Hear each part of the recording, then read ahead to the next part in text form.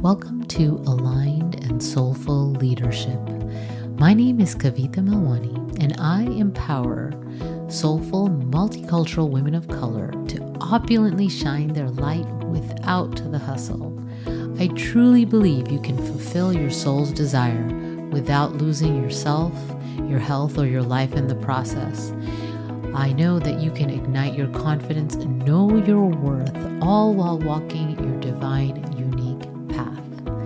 So in this podcast, I will dive deep into topics, challenges, and blocks that women of color experience as they rise up into their aligned life and work. My deep desire is that BIPOC women can lead through their inner wisdom in a way that honors their soul.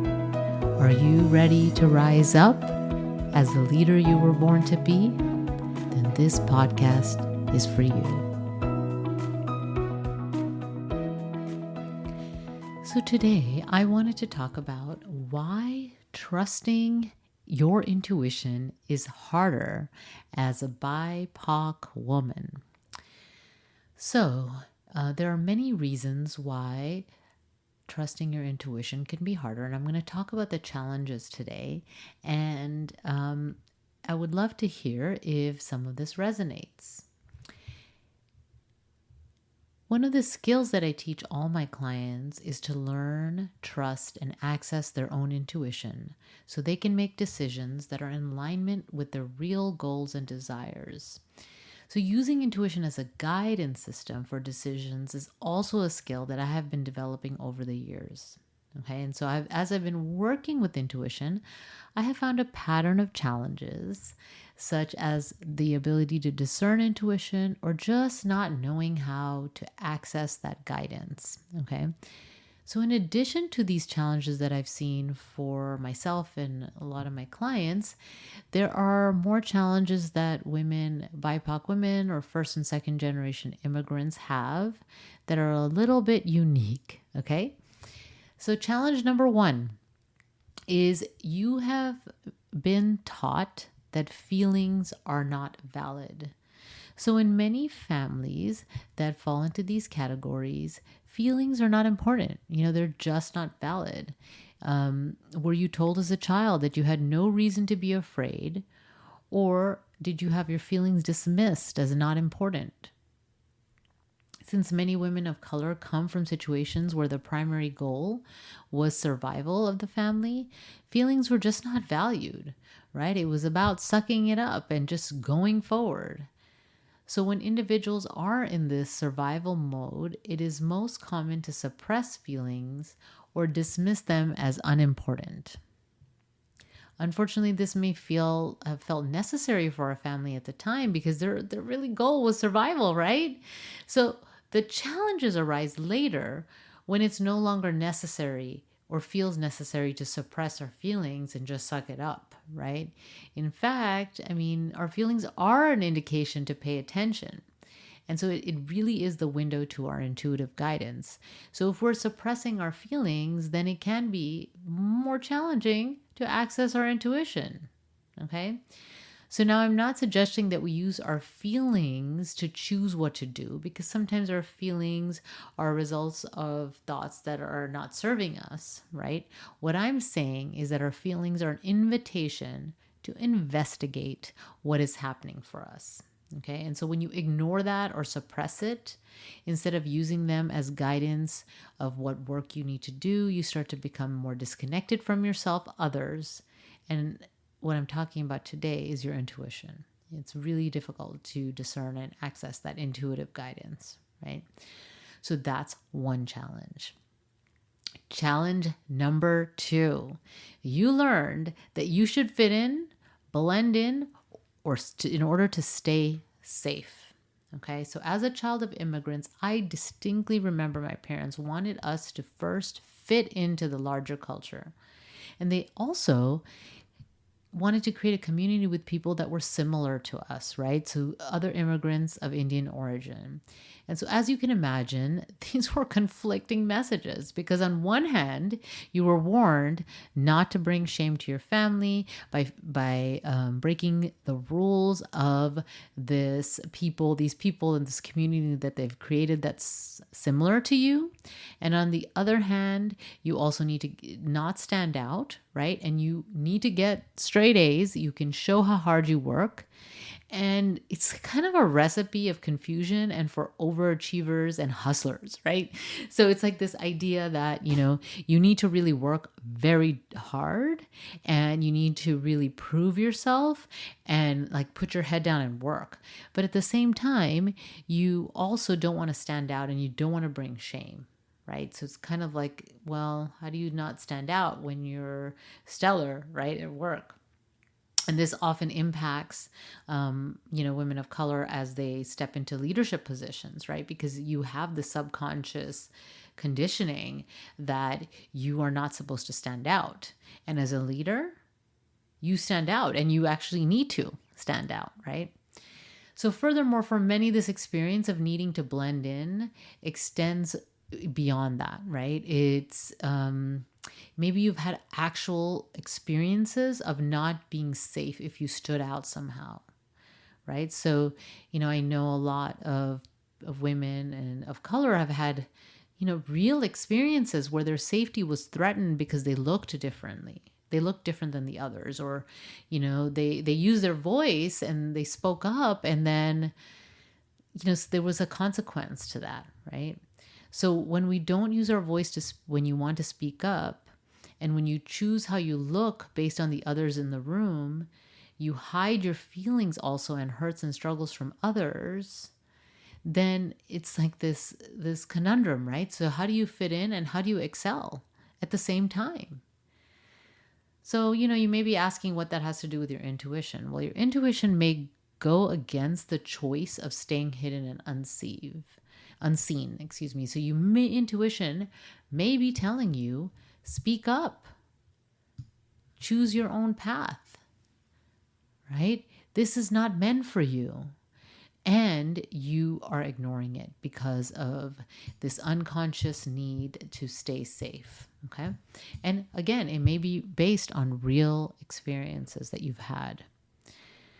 But and this even is further a challenge if you had a strong desire to pursue a different career, a life partner that didn't fit into what you were taught was okay, or a life path that was different than that you were prescribed and what was considered acceptable, right? What if your intuitive guidance, if your intuition pulls you in a direction that was different, but you questioned it because there are not many people that look like you who made those decisions? So you didn't have the role models. It didn't fit into your culture. If your intuition and heart guided you in a direction, but you have a lack of role models for this path, a lack of evidence that it would work, or a sense of disconnections from your feelings, then what, right? So even as I'm discussing this, I can feel my throat chakra like closing up, right? Because I'm speaking up, right? And it take courage to choose differently, to make that decision that you no longer blend in, that you would stand out, and trust that you're going to be okay, right? And so as humans, we have an inherent need to belong. And for many of my clients, they've had the desire and even the intuitive guidance to pursue a different career, to choose a life partner that didn't fit into the acceptable norms of their culture and their society. Or they want to live a different life and they ignored that inner voice. And then one day that voice gets louder and they could no longer ignore it, right? And so I know the struggle, as the struggle was my own as well, right? I ignored that intuitive voice to pursue this career that I have, this business, this coaching business for so long. I mean, I knew in high school that I was interested in the subconscious mind. I mean, in middle school, I did a project on dreams, right? And in high school, I read Many Lives, Many Masters, and it had this fascination and understanding the mind and wanting to learn more. And I majored in psychology in college, and so like there was this sense and this continued need to understand people and the subconscious mind and the spiritual mind, and I didn't follow it. I didn't. I kept trying different things and nothing seemed to click, nothing seemed to fit until this, right? So if that story is there and to inspire you, I hope it inspires you to take the steps and to at least learn and start that process of learning to access your intuition, right? As my clients that have found me and are ready to change, they just don't know how, right? So my hope for you is that you're able to go down that path, okay? So challenge number 3, okay, is choosing the practical at higher value. Okay, so this is the final one I'm going to talk about today. There are more, right? But this challenge has to do with, when you were picking a decision, right? We usually have choices. We always have choices, right? So the one of the methods that I hear people use all the time is to write a pros and cons list, right? See what choice has more pros and cons. There's your decision, right? But for some people, even after making the list, even though the cons in their list outweigh the pros, they feel a pull to what would be considered the impractical choice. Okay, so if you've had this experience, this may be your intuition talking to you and guiding you, or it may not, but you need to learn to distinguish that voice and pay attention to it through practice, right? So if your subconscious or even your conscious programming is to choose the practical, then you may just disregard those feelings, pick the one that has the most pros and move on, right? There is value to choosing the practical, and sometimes following your heart, your dreams, and your deep desires have higher value.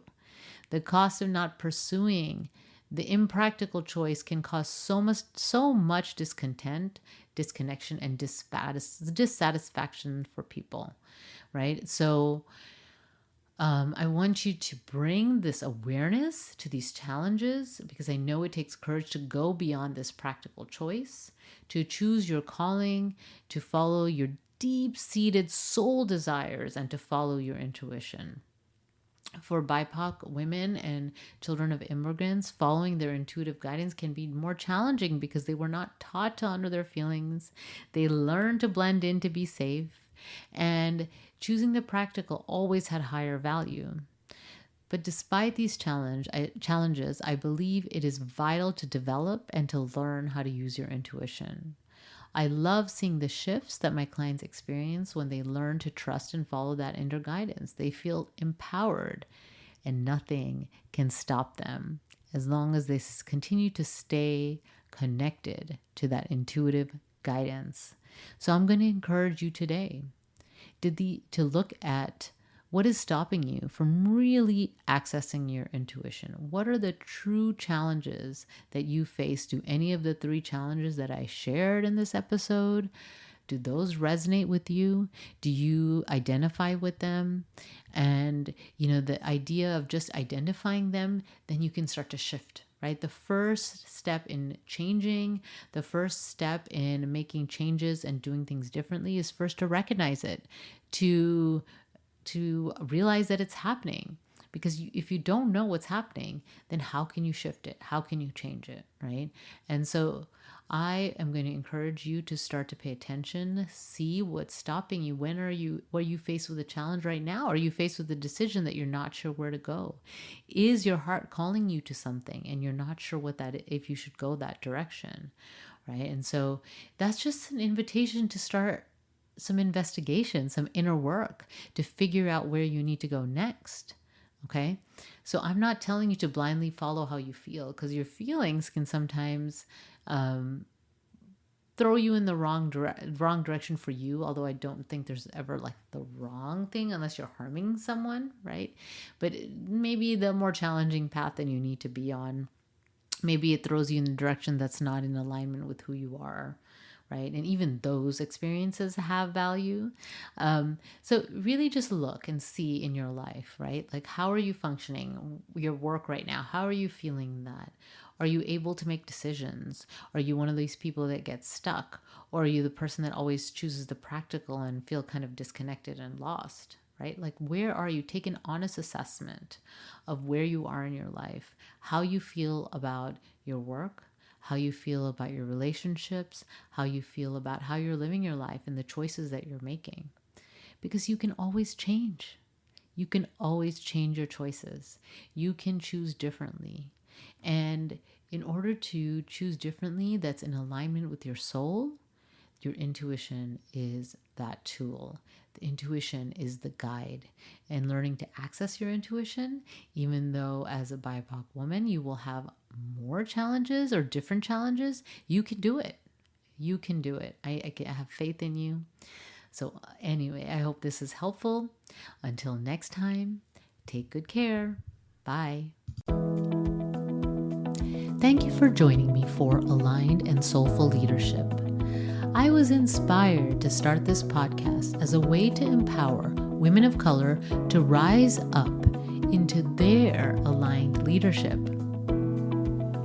Remember, I will have all the resources I mentioned during this episode available in the show notes at alignedandsoulfulpodcast.com. I'm your host, Kavita, and if you enjoyed this podcast, please tell your friends. And if you haven't received my free abundance meditation and exercise, then go to alignedandsoulfulleadership.com and subscribe to my newsletter, and you will receive this powerful visualization and exercise to ignite your abundant life. Thank you. Until next time, take good care. Bye.